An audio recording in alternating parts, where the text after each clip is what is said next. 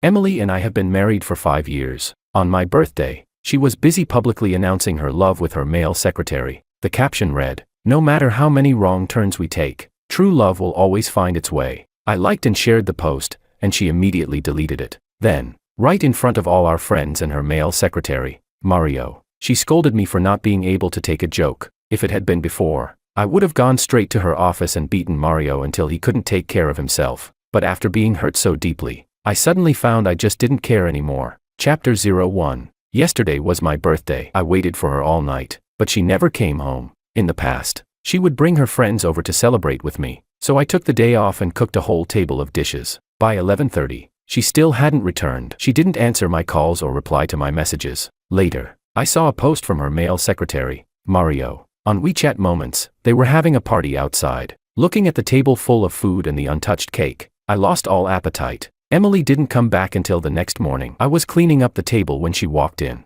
She seemed to have forgotten it was my birthday yesterday. "These are all made by you?" she asked. "Yeah," I nodded lightly. "Sorry, my friends dragged me out for a party yesterday. I totally forgot." If it had been before, I would have asked how she could forget my birthday, but now, I didn't feel like saying much. While I cleaned, Emily frowned. "Don't bother cooking next time. I'm tired of eating this stuff all the time." Tired of it, or tired of me? "Oh right, Richard, I brought you a gift. I saw it. Just leave it there." Every time we had a fight, Emily would buy me a gift. It was our little relationship rule. Once you accept the gift, you're not allowed to stay mad. Seeing that I didn't open it, she took off my apron and said with a smile, "Birthday boy, go take a rest. I'll make you a bowl of longevity noodles." Then she pushed me into the living room and went into the kitchen. 20 minutes later, I smelled something burning. Emily was still at the dining table, laughing at something on her phone, so I went to turn off the stove myself. I remade the noodles using her recipe. When I brought them out, she had gone to the bathroom. Her phone lit up on the table. "Emmy, I miss you so much. I had such a great time yesterday." "Did you?" Before I could set the bowl down, she shouted. "Who told you to look at my messages?" "I didn't. I just, Emily shoved me aside. The bowl slipped, scalding both my hands red. She glanced at me, snorted, and said she'd take me to the hospital. I wanted to refuse, but my hands hurt too much to drive, so I went along. When I tried to open the passenger door, she stopped me and told me to sit in the back. As soon as I sat down, I saw a sign taped to the passenger seat, "Reserved for baby Mario." Hanging from the rearview mirror was a photo of Emily and Mario hugging. Emily noticed my silence and thought I was sulking about sitting in the back. "I just didn't want you to struggle with the seatbelt. Don't overthink it." I didn't respond. She caught my expression in the mirror, followed my gaze, and her face went pale. That sign was just Mario joking around. Don't take it seriously." "Oh, and the photo frame too." The car fell silent, except for the sound of the radio. Chapter 02. This was taken during a team building event. Mario said I looked good in it, so he hung it up. "It does look good," I replied, then turned my head toward the window. Through the rearview mirror, Emily looked at me, confusion flickering in her eyes. "Aren't you mad?"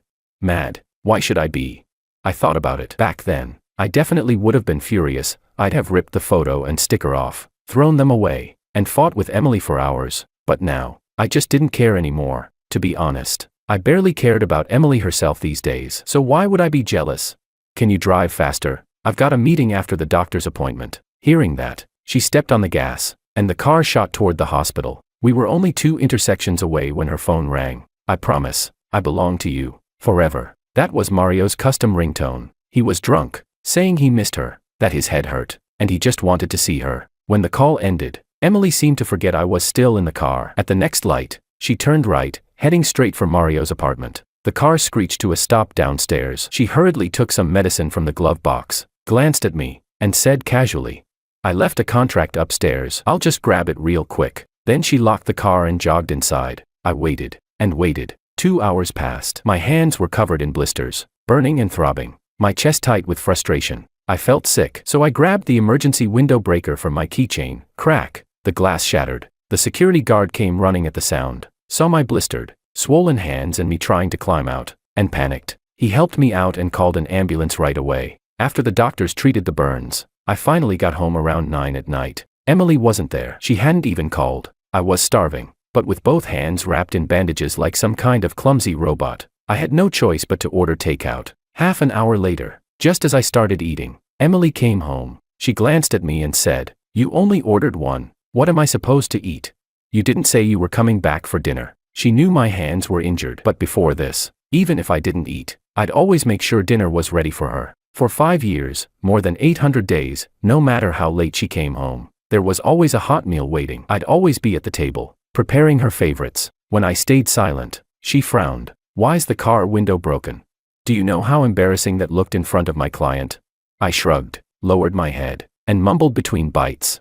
My hands were burning up. "You didn't come down for 2 hours, windows were closed." I could barely breathe. If the guard hadn't called the ambulance, the doctor said I might have needed a skin graft. Emily seemed stunned for a moment, realizing how badly I was hurt. Her eyes finally fell on my bandaged hands as I awkwardly tried to eat. She walked over slowly. "Sorry, Mario wasn't feeling well. I lost track of time. This is a tie I got for you. I remember you bought a gray wool suit. This matches it nicely." My mouth was greasy from the takeout. I looked up, meeting her condescending gaze. Glancing at the gift box, I said politely, "Thanks, but I'm not used to wearing hand-me-downs." Chapter 03. 3 days ago, I saw Mario's WeChat post. He was at a luxury store buying clothes and accessories. In the photo, Emily stood beside him, smiling so tenderly her eyes curved like crescents. "I'm not an idiot. That brand has a promotion right now. Spend over 200,000 yuan, and you get that exact tie as a free gift." Emily probably didn't expect me to know it was a giveaway. She gave an awkward little laugh. "I asked my secretary to bring over your real birthday present. Don't worry, you'll like it. My birthday was 2 days ago." "No need." Seeing I wasn't giving her any face, she snorted coldly, sat down on the couch, and turned on the TV. After dinner, I sat on the sofa reviewing meeting materials on my tablet. Meanwhile, Emily was happily eating takeout and watching anime, giggling from time to time like nothing was wrong. When she noticed my expression darken, she turned around, pretending to check on my injured hands. I instinctively pulled them away, accidentally knocking over a glass of water. Emily sneered, her tone dripping with mockery. "Why are you so petty for a grown man? So I made you wait in the car a little long. Big deal. Do you have to act like a kid about it? Can't you learn to be a little more mature, like Mario?" "I'm not angry," I said flatly, but to her, that probably looked like I was sulking. She rolled her eyes and went on. "Of course you're angry. You're jealous again, aren't you? How old are you? Still competing with a boy like Mario? Why don't you channel that energy into your career instead of your dirty little thoughts?" "I'm 29. Mario just graduated from college." Every time we fought, she'd say the same thing, that I was older but less mature than that kid, that my head was full of filthy suspicions. She'd claim she only saw Mario as a younger brother, then sit back and watch me get flustered defending myself, enjoying the twisted pleasure of being cared about. But not this time. This time, I didn't bother explaining. I didn't even say the usual line, "Then let's just get divorced." "What you think is your problem?" I said quietly, setting down the tablet and standing up. I slung my bag over my shoulder, ready to leave this cold, empty home for a bit of air. In the past, whenever we slept in separate rooms or I stormed out to crash at an internet cafe, Emily never stopped me. But this time, she followed me to the elevator, pressing a hand against the door to block me. "It's so late, where are you going?" I made up something on the spot. "There's a project at work. My team's pulling an all-nighter to meet the deadline. I can't just sleep at home while they're grinding, can I?" Then I brushed her hand aside, and the elevator doors slid shut. The moment I stepped out of the apartment complex, I called my buddy Samuel. Back when I was with Emily, she never let me hang out with friends. She said they were all bad influences, useless people who'd only drag me down, and I didn't want to upset her. So I always stayed home. Samuel sounded half-shocked when he picked up. Well, if it isn't Richard, what miracle brought you back to life?" "Midnight snack." "Whoa, who are you and what have you done with Richard?" "I'm serious. You in or not?" "If you're inviting me, I'm definitely in." An hour later, we met up at the old barbecue place we used to go to back in college, only this time, he'd brought 2 more people along. Chapter 04. The 4 of us had been college roommates, same dorm, same campus, same late-night instant noodles. After graduation, we all stayed in the same city. "So what's the occasion? How come you're out for a midnight snack? Your wife finally let you off the leash?" "From now on, I'm free anytime you call." "For real?" "Absolutely. Can't drink because of the injury. So cheers with soda instead." "Come on, bottoms up." They could tell something was off with me, so they didn't press. We talked about everything, the old days, graduation, work. It had been years since we'd all hung out, and the night was buzzing with laughter. My phone lit up suddenly. 2 WeChat messages from Emily. When I didn't respond, Samuel raised his brows. "Bro, your wife's blowing up your phone and you're just ignoring her." Everyone knew I'd been dating Emily since college, and that I used to bend over backward not to upset her. But now, I just didn't care anymore. Not only did I ignore her messages, after dinner, I suggested hitting a KTV for a proper get-together. It was 4:30 a.m. when I finally got home. Emily was still in the living room, watching anime. She glanced at me, and I said nothing, just went straight to the shower. When I came out, she walked in, slipped off her nightgown, and pressed her lips to mine. For a moment, my mind went blank. Then I pushed her away. Emily looked utterly shocked, her eyes filling with tears. Richard, what's that supposed to mean? I'm the one making the move here. It's my ovulation period. We'd been married 5 years. No kids. We'd both been checked, nothing wrong physically. But Emily rarely let me touch her. Only during these few days each month would she suddenly become interested. I dried off, opened the door, and said, "It's late. I'm tired. You should rest too." The same line she'd used on me countless times, but now it came from my mouth. Ignoring her darkened expression,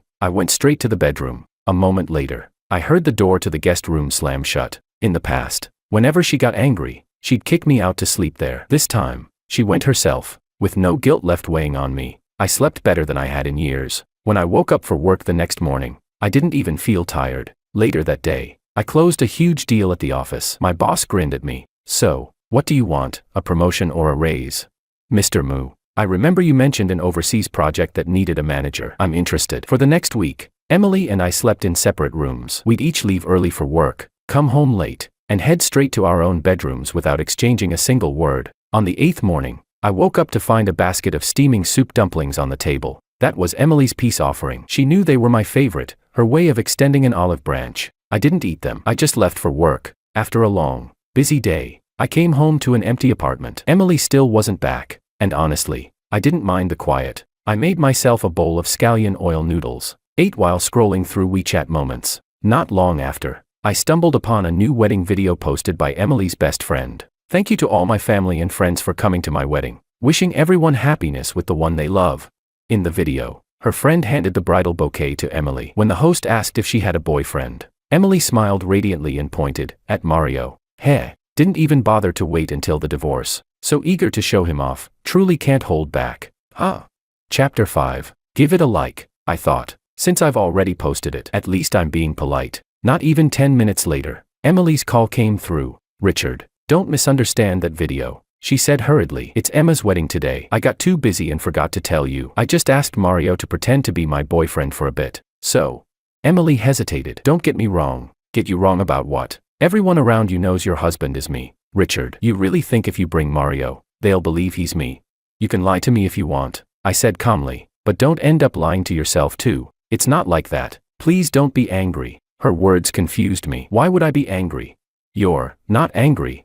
"No." I didn't want to continue this pointless conversation. "I'm eating. Nothing important," I said, and hung up before she could reply. Moments later, she sent a message. "I'll pick you up after work tomorrow. Emma wants to have dinner with us to celebrate her marriage." I didn't reply. After eating, I went straight to bed, without needing to worry about Emily anymore. My evenings were practically my own. My overall state improved a lot. Recently, I'd been doing so well at work that even my boss wanted me to lead an overseas project. But I told him I needed to wait until I got divorced. Emily was waiting downstairs at my company in her Porsche. Instinctively, I opened the front passenger door, only to find Mario sitting there. "Richard, going to dinner together?" His tone was dripping with provocation. "Sorry to interrupt your date," I replied with a faint smile, then opened the back door and got in. Emily frowned slightly at my words. During the drive, she kept glancing at me through the rearview mirror, trying awkwardly to start conversations about my day. I brushed her off with a few vague answers and closed my eyes to rest. When we got out,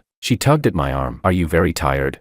"Oh, just busy with work," I said casually, and walked ahead without waiting for her. She sighed and followed behind. As soon as we entered the private room, Emma came up with exaggerated enthusiasm. "Oh, Richard, you not coming to my wedding was literally the only flaw in my perfect day. Come, sit."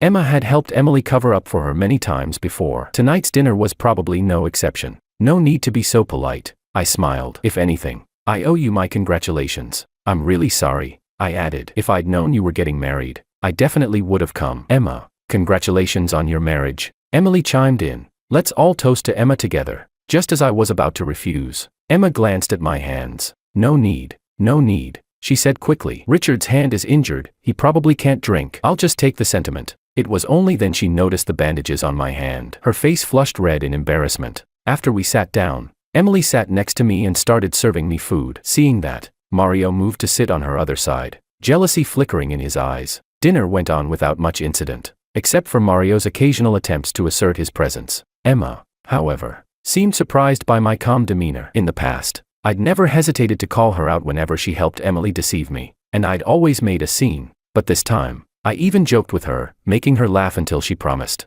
Next time, dinner's on me. I never realized you were actually this funny. Richard. Chapter 6. Just as the dinner party was in full swing, the restaurant owner knocked on the door and came in to ask if we were satisfied with the food. Then, casually, he added, "Miss Emily, shall we deduct tonight's bill from the membership card you and Mr. Mario have on file?" The once lively private room instantly fell silent. Everyone's eyes subtly turned toward me. "Just take it from the card," I said with a faint smile. "Emma just got married. I didn't even give her a gift. I can't let the bride pay for dinner too." After that, I smiled and excused myself to go to the restroom. Emily hurried out after me, her tone unusually anxious. "Richard, we had a lot of client dinners here for work. Since we always come to this place, Mario and I just made a membership card together. Don't get the wrong idea." I shook my head. "Do I really look that petty to you?" Without waiting for her to respond, I went straight into the restroom. When I came back, everyone was taking turns toasting Mario. Emily was standing protectively in front of him, drinking glass after glass on his behalf like a mother hen shielding her chick. Old memories started flooding back. Around this same time last year, we'd also been in this private room. Her friends had taken turns pressuring me to drink. Halfway through, I felt a stabbing pain in my stomach, but Emily didn't even glance at me. She just mocked. "A grown man can't handle a little alcohol. Stop pretending. You're ruining the fun." Then she even joined those so-called friends, holding me down and forcing me to drink one glass after another. When the dinner finally ended, my face was pale as a sheet. I collapsed to the floor, vomiting a mouthful of dark red blood before being rushed to the hospital. The doctor said I had an alcohol allergy, and since I rarely ate properly, the excessive drinking had caused a gastric perforation. Emily looked at me lying weakly on the hospital bed, and instead of showing concern, she scolded me. "You're pathetic. Who gets a stomach perforation from a few drinks? You embarrassed me in front of everyone. Useless. Absolutely useless." The bitter memory sent a wave of anger surging through me. Without saying a word, I turned and left the dinner early. When I got home and sat down, Emily burst in, slamming the door open with a furious glare. "Richard, are you insane? You just left without saying a word. It was supposed to be a celebration for Emma's wedding, but you had to ruin the whole mood, didn't you?" I stayed silent, head lowered. She slammed her keys onto the table with a sharp clack. "If you hate my friends so much, then fine, let's get a divorce." This was the third time Emily had brought up divorce. The first time was when Mario had just become her assistant. I'd seen how close they were and poured a drink over him in anger. She'd said coldly, "If you're really that jealous and insecure, then let's divorce." I broke down crying, promised I'd never do it again, and even wrote a 10,000-word apology before she forgave me. The second time was when I caught Emily and Mario leaving a hotel together. I exploded, shouted at them both, and she immediately suggested divorce again. I knelt before her, sobbing uncontrollably, begging her to forgive me, promising I'd never be jealous of Mario again. And now, this was the third time, but unlike before, I didn't react the way she expected. This time, I agreed. "Fine," I said simply. The air froze. The silence was so sharp you could hear a pin drop. Emily's breath quickened. Her face showed utter disbelief. "Richard, what did you just say?" I said I agree. "Let's divorce." I opened my backpack, ready to pull out the freshly drafted divorce agreement my lawyer had prepared. Chapter 7. Out of nowhere, Emily suddenly snapped, throwing the tissues and car keys from the table straight at me. "What did you just say? You want to divorce me, Richard?"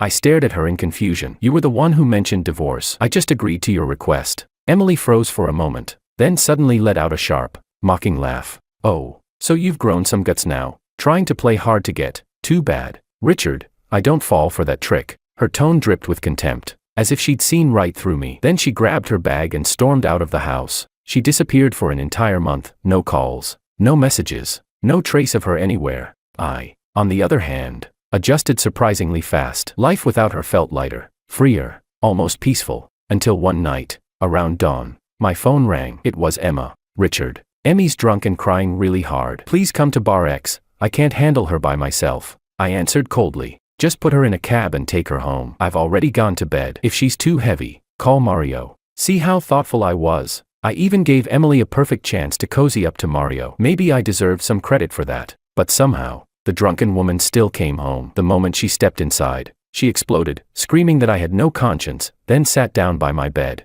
just staring at me in silence. It creeped me out so much I barely slept that night. After that, Emily changed completely. She started coming home on time every day after work, even bringing me different kinds of afternoon tea to my office, each time buying enough for the whole department. Back then, I used to overthink everything. She'd casually toss me a trinket, and I'd treasure it like it was gold, even posting about it on my social media. But this time, no matter what gifts she gave, I didn't post a single thing. It was as if the topic of divorce had never been mentioned. But pretending it hadn't happened didn't mean it truly hadn't. I quietly went to see a lawyer. That Friday after work, Samuel invited me to their company's new private club. It was my first time in such a luxurious place. I actually got lost in the halls. As I stood by a private room, looking around, someone suddenly hugged me from behind. "Richard, did you come looking for me?"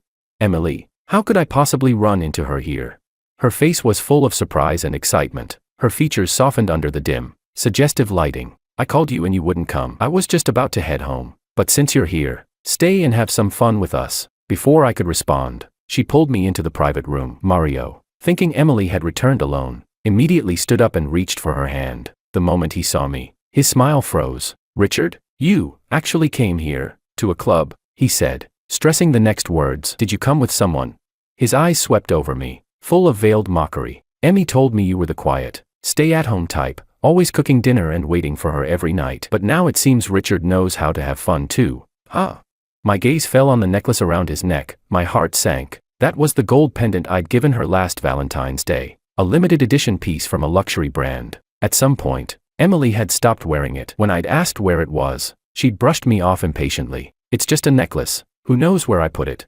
When I pressed her again, her expression twisted into anger. "For God's sake, it's just a damn necklace. Why do you keep asking about it? It was ugly anyway. I never even liked it. Lost is lost. You give me a gift and then won't shut up about it. What's wrong with you, Richard? Are you crazy?" Chapter 8. So she gave it to him. It was the first time Emily formally introduced me to her clients, and I could only greet them one by one. I didn't expect those clients to start complimenting us as a perfect match. The woman blushed until her face looked like a red apple. After the greetings, I sat down and ate some fruit from the platter. Mario took the initiative to sit beside me and strike up a conversation, his fingers constantly twirling a pendant. Seeing me staring blankly at the pendant, Emily nervously tugged at my sleeve and whispered, "The last time we went to that seaside event, Mario didn't have any accessories, so I lent him this pendant. I got too busy afterward and forgot to take it back, but I was just thinking about what to order for lunch tomorrow. The sweet and sour pork I had today was pretty good, and yesterday's fried chicken wasn't bad either. Oh, it's just a pendant. If you forgot to take it back, let it go. Don't be so stingy. Richard, when are you getting here? Everyone's already arrived, and there's someone you'd never expect to see. Come on, hurry up." Samuel was urging me. I turned to Emily and said, "You guys keep having fun. I have something to take care of first." Before Emily could say anything, Mario reached out to stop me. "Richard, you're not jealous about me and Emmy, are you? We're just colleagues. It's not what you think." What kind of person waves their hand right in front of someone's face when trying to stop them? I had already seen the ring on his finger. When Emily and I were shopping once, we passed by a jewelry store. I suggested that since we'd been married for a while but never bought matching rings, we should get a pair. I dragged her inside, but just as I was trying on a ring, she answered a call from Mario and left without even saying goodbye. The ring I tried on that day, that's the one, and the matching one is on Emily's hand. When Emily saw that I had noticed the rings, she panicked and tried to explain, but I simply pushed her toward Mario's arms. "Congratulations to you both for finding your match. Those who aren't loved should take the initiative to step aside. Mario, I'll finalize the divorce with Emily soon. Make sure to save me a seat at the main table for your wedding banquet." I smiled naturally, without a trace of sadness on my face, without caring about anyone's reaction in the room. I walked out alone. Emily broke free from Mario's embrace and rushed after me. Her face, once rosy with blush, was now completely pale. She followed behind me and said anxiously, "Richard, listen to me. It's not like that." I didn't understand what she meant and asked, "What's there to explain? You two seem so happy together. I sincerely wish you the best." "It's not like that. There's nothing between Mario and me. The ring, I just asked him to help me buy it. I didn't know he bought one for himself too. If you don't like it, I'll just throw it away." Then she yanked off the ring and flung it hard. People walking by stopped and stared, whispering about her emotional outburst. I frowned and said, "Emily, you're an adult. Whatever this is, we can talk about it after I finish with my friends." Calm down. It had been like this before. The first time I saw her drunk, she was collapsed in Mario's arms. The sight of their closeness drove me mad, and I stopped them in the street, shouting like a lunatic. After slapping me hard across the face, Emily said the exact same thing back then. Chapter 9. Now that those words came out of my mouth, disbelief filled her eyes. I shook off her hand. Samuel and I hung out until 3 in the morning before calling it a night. During that time, Emily kept messaging me nonstop, almost every 15 or 20 minutes. Another WeChat notification would pop up. She kept asking when I'd be done, or telling me not to drink too much, reminding me that my stomach was weak, that she'd gone out to buy me medicine, and to let her know once I felt better. She said she'd be waiting for me in the car outside the whole time. It wasn't until her 10th call that I finally picked up. Richard, are you done? I'm downstairs. Wait for me, I'll come up to get you. I already left with my friends. You should go home. Emily must have thought I was still angry and lying to her on purpose. No matter what I said, she wouldn't believe me. She insisted on coming up to find me. I had no choice but to hand my phone to a senior from the same club so she could say hello to Emily on the line. Back in our college days, Emily and I officially started dating in her junior year. But before that, she knew I'd almost gotten together with Calliope, a senior 1 year ahead of me. Before Emily could blow up, I quickly ended the call to keep Calliope out of trouble. After leaving the club, my friends and I went to an escape room and played until dawn. When we finally said goodbye in the morning, I headed straight to my favorite breakfast shop. For the past few years, I'd been so busy making breakfast for Emily every day that I hadn't been back for my favorite beef dumplings and beef soup in a long time. Just as I plugged in my power bank, my phone started vibrating nonstop. A few seconds later, Emily's name popped up again. What now? Through her sobs, Emily asked, Richard, where are you? It's 9 o'clock. Obviously, I'm at work. You're lying. I'm at your office right now. You're not here. Where are you really? I rubbed my forehead and sighed. What on earth was she trying to do? Emily, don't you have a job? What? No important projects today. And since when is it your business where I am? Seeing that I wasn't hiding my anger anymore, Emily quickly tried to explain. No, Richard, I just wanted to pick you up. Can we go home and talk, please? I thought about it. I was planning to head home anyway after breakfast, so I might as well get a ride. At the breakfast shop. Which breakfast shop? Wait, I know. Richard, just wait for me. She actually remembered which breakfast shop I liked. It didn't take long for her to arrive. When I went to open the back door, she quickly reached over and opened the front passenger door instead. Sit in the front. As soon as I got in, I noticed the photo frame was gone, and the sticker had been peeled off too. I threw it away. Don't misunderstand, Richard. It was just for fun, nothing more. Please don't. It doesn't matter. Emily suddenly slammed on the brakes and turned to stare at me. What did you say? I said, I don't care what's between you and Mario, so you don't have to explain. After a sleepless night, I closed my eyes, not wanting to say another word, and she knew I wasn't lying. When we got home, I was so exhausted that I went straight to bed. I didn't wake up until noon. When I opened the door, I saw Emily had made scallion braised pork ribs and noodles with scallion oil. I called Mom to ask how to make it. Try it and tell me if it's good, she said hopefully. I looked at her expectant face, then at the overcooked, nearly burnt ribs on the plate. Chapter 10. I let out a cold laugh, picked up a rib with my chopsticks, and threw it at her. Under her shocked gaze, I snarled, You call this scallion braised pork ribs? Are you trying to poison me? Emily didn't even care about the stains on her clothes. She started crying, saying it was her first time making it, but around this time last year, she had come home drunk. Mario had brought her back, and she said she wanted to eat the scallion braised ribs I made. After I cooked it for her, she took one bite and said, This tastes awful. I really don't understand what kind of person could like this. Then spat it out and dumped the rest into the trash. She did that just because Mario had casually said, You two seem really close. Just because she saw the hint of loneliness in Mario's eyes, she chose to hurt me. And right at that moment, Mario happened to call, said he'd been hit by a car, was all alone, and the only person he could think of was Emily. Richard, Mario just graduated. He doesn't have any friends in this city. I'll just go check on him and come right back, she said. When I get back, we can celebrate your birthday properly. Okay, let's go to that restaurant on the Pearl, the one you said you wanted to try before. Her act of being both righteous and pitiful made me sick. Before she could reach for my hand, I quickly pulled away. Got it. See you tonight. Hearing my agreement, she sighed in relief, grabbed her car keys, and rushed out. She didn't even wait for the elevator. She ran down the fire stairs. The moment she left, I started packing my things. I didn't have much, just one suitcase and a backpack. I placed the only 3 gifts she had ever given me on the table. Beside the divorce agreement and property settlement the lawyer had drafted, my signature was already on them. Standing at the doorway, I took one last look at the home I had lived in for years. After I told Emily about the divorce, she went completely hysterical, calling me nonstop. When she rushed home and saw that every trace of me was gone, she broke down crying. but I knew Emily too well. She had always been cold by nature. Within just 3 months, she completely let go of the past and stopped pretending. She and Mario no longer hid their relationship, openly affectionate in front of everyone. Their social media pages instantly became a shrine to their public displays of affection, showing off their love without restraint. 3 months after I moved out, I felt alive again, no longer the numb, lost person I had been for years. No more waking up early to make her breakfast. I could finally live by my own habits and choices, without constantly trying to please her,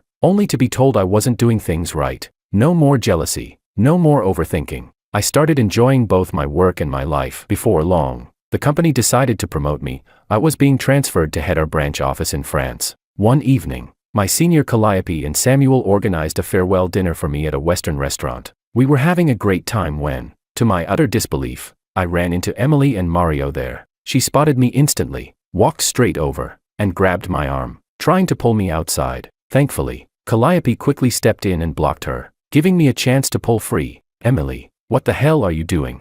Before she could speak, Mario pointed at me furiously and shouted, Richard, Emmy's been so good to you, and you're here cheating on her with this woman. Don't forget, you two aren't even divorced yet.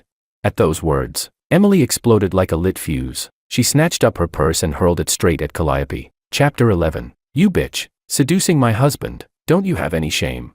After Calliope was hit, I immediately pulled her behind me and warned Emily to stop making a scene. Mario tried to jump in again, but I couldn't hold back anymore. I stepped forward and slapped him twice across the face. You filthy bastard. A secretary who's managed to climb all the way into the boss's bed. I'm just having dinner with friends and you call that cheating. But what about you? Spending every day with my wife, what do you call that? Mario clearly didn't expect me to hit him. He clutched his face and fell to the ground. Richard, you actually hit Mario for her. Do you like this woman? Yes, I like her. I thought that after hearing me say that, Emily would finally give up, but her reaction completely stunned me. You're lying. How long are you going to keep this up? I know you're just trying to make me angry. Let's go home. I'll pretend none of this ever happened. Come on, let's go ho. Before she could finish, I took Calliope's hand and interlocked my fingers with hers, raising our hands together. Emily froze mid-sentence. She couldn't understand it, how someone who had loved her so deeply, so faithfully, for so many years, could suddenly stop caring altogether. Mario scrambled up from the floor in a panic and tried to comfort her, wrapping an arm around her shoulders, but Emily shoved him away so hard that he fell again. Ignoring Mario's cries of pain as he clutched his arm, she stood there, sobbing uncontrollably, tears streaming down her face. After a few minutes, she finally began to calm down. Richard, I understand now. I know how you feel. I was wrong. I'm sorry. Let's go home, please. I promise I'll never do it again. You'd better sign the divorce papers soon. I'm leaving the country. If you don't sign within a week, I'll have my lawyer file for divorce in court. With that, I took Calliope's hand and walked out of the restaurant. My friends, seeing us leave, quietly dispersed. Calliope followed beside me, blushing as I continued to hold her hand without letting go. Finally, she gathered her courage and asked softly, what do you mean by this? Oh. Calliope, I think I like you. Was that a confession? Yes, I like you. A week later, as expected, Emily still hadn't signed the papers. I gave full authority to my lawyer to handle the divorce, then left for France with Calliope. 2 months later, my lawyer informed me that everything had been finalized. I was officially single. After the divorce, Emily fell apart. Mario no longer received her affection. After all, he had only ever been her amusement, though he was the one who took it seriously. Eventually, Emily fired Mario. She believed that if it weren't for him, I would never have left her. After firing him, she even sent someone to rough him up. Meanwhile, Calliope and I built a good life in Paris. The work environment in France was relaxed, and our project was running smoothly. It felt like my life had finally gotten back on track. Everything was moving in the right direction. Then one day, Samuel called. He told me that after being beaten by Emily's people, Mario hadn't left the city. Instead, he spent every day waiting for her downstairs at her office. One rainy day, he hit her with his car. The crash left Emily paralyzed from the waist down. Mario was arrested immediately after. In a cafe in Paris, I got down on one knee. Calliope, will you marry me? I will.